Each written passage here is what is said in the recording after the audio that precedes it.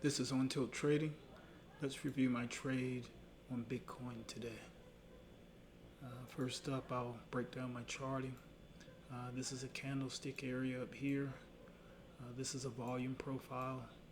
This is a slow stochastic. This is the MACD. These purple lines that you see right here,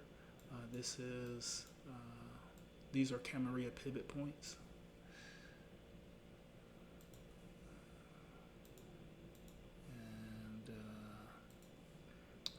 So this is S3, this is S4. My trade idea for this trade initially was an S3 long. We'll cover that. I got stopped out twice of that. Twice in trying to make that traverse from an S3 to an R3 traverse.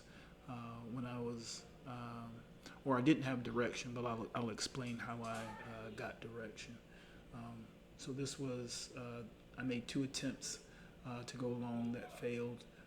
Then the price action fell below S4, and my signal for shorting is if price action of a currency pair goes below S4. So I'll break down my trade idea. So first off, down here on the 1 minute, first thing we notice, this blue line here, this is the 200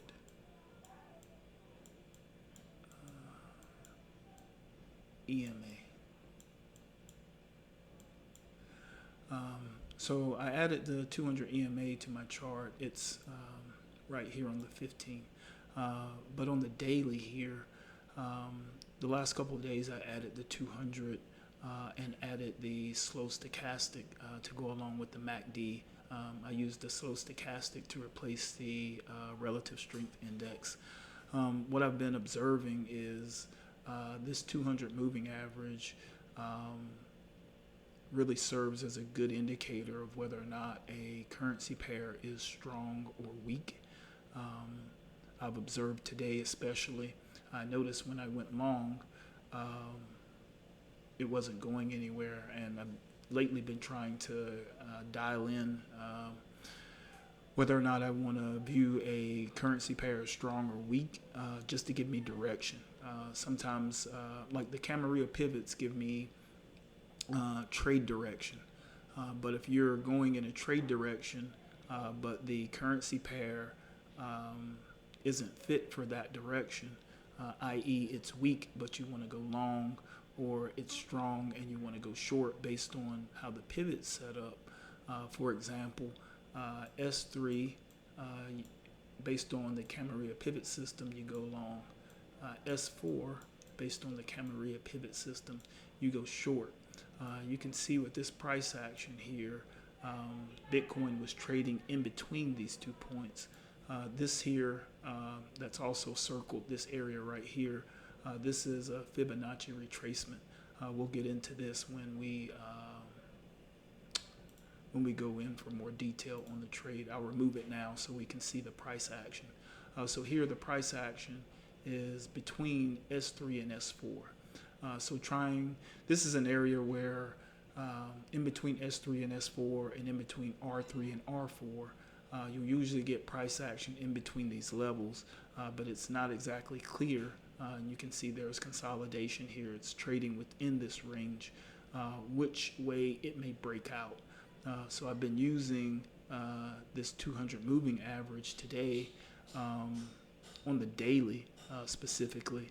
It's very strong on the 15 as well, but I'm using the daily as control. Also, my levels that I'm using to trade off of are on the Camarilla pivots are from the daily level. So using this 200 on the daily level as well, and we can see here that Bitcoin today is down here trading below this level. So when I observed this, I changed my position to short after it broke down here in this candle. This candle is when the price action sold off below S4. So when this happened, I made that correlation and made some adjustments. and also got pretty aggressive here on the trade. We'll break things down here a little further. We'll go in for some definition here on my entries. So here on the, and also this is the 15-minute, this here is the daily. So I trade off of the 15. We can see here, this is the U.S., this is the start of the U.S. market opening, excuse me. And we can see here we get this spike candle here where the sellers are in control. This got my attention.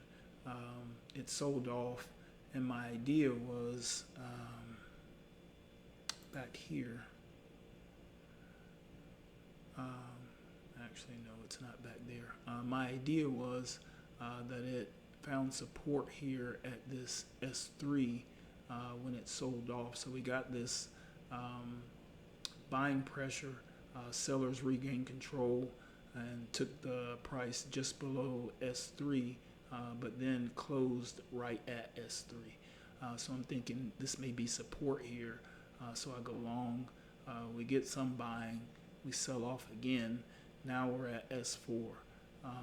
And I'm like, or at least what I'm seeing here, it closes up above S4. So I'm like, okay, maybe there's support. I'm extremely long biased here. So most of the currency pairs that I was watching were setting up here at this S3 level. So I was very long biased today, which I think it can be problematic being biased. I think it's best to just trade what is presented to you as best as you can, which is what I attempted to do after I realized I was making an error with my bias. So this is an entry and an exit here. And this is an entry and an exit up here. Then once I made the adjustment based on this 200 EMA here, I switch my position and I go short here. We get some pullback, and I notice on this third candle from my entry that this level was holding, this level right here above this candle. So I took another entry, or actually I took two more entries here. So this is all this particular trade. And then I'm using Fibonacci retracement to time my entries. So I've been really trying to improve my entries lately. And this Fibonacci retracement has been really helpful in dialing it in. So we'll zoom in here.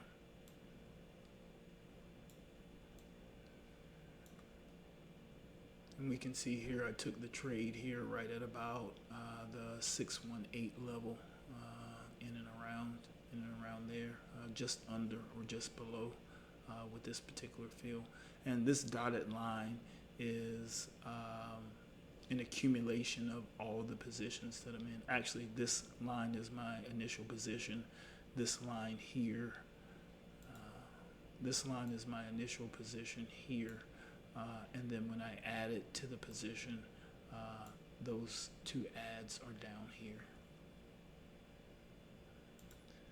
When I'm adding to a position, I believe I doubled the position. No, I added same amount in both of these, I believe. So not as aggressive. Some of these other trades, I got more aggressive on my adds once I got the 200 EMA and my Fibonacci retracements. I got them figured out on how to incorporate them in my system. I've been getting more aggressive with these trades just because I'm able to enter at a pullback level instead of a breakout level.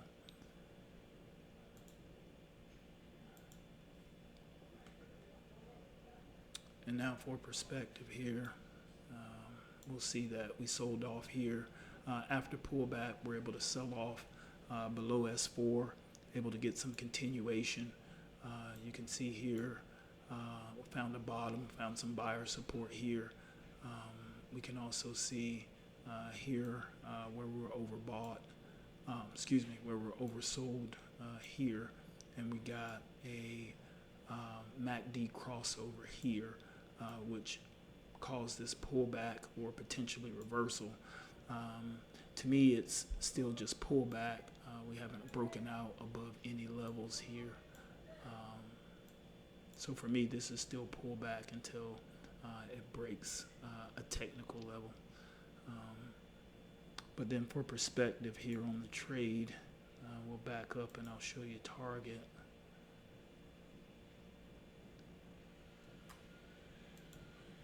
So the target's the same here for all of these.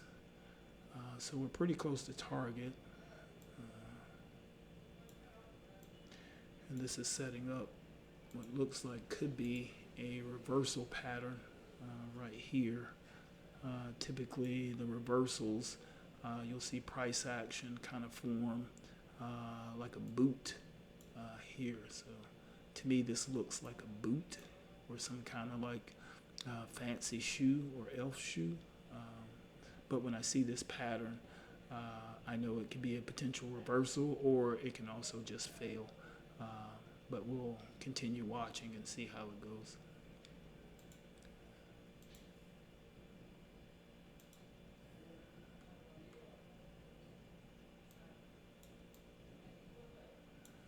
So right now, we have buyer momentum. Not a lot. Sellers have been in control for quite some time. Now we have slight buyer momentum. MACD is above the average, and we have the slow stochastic. The slow K is just below the slow D.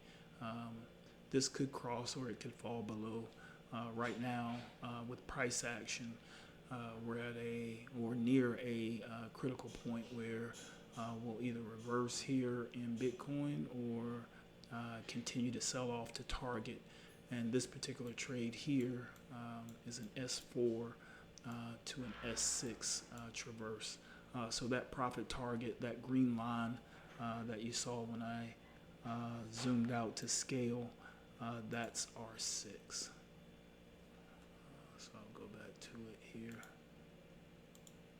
So that is R6.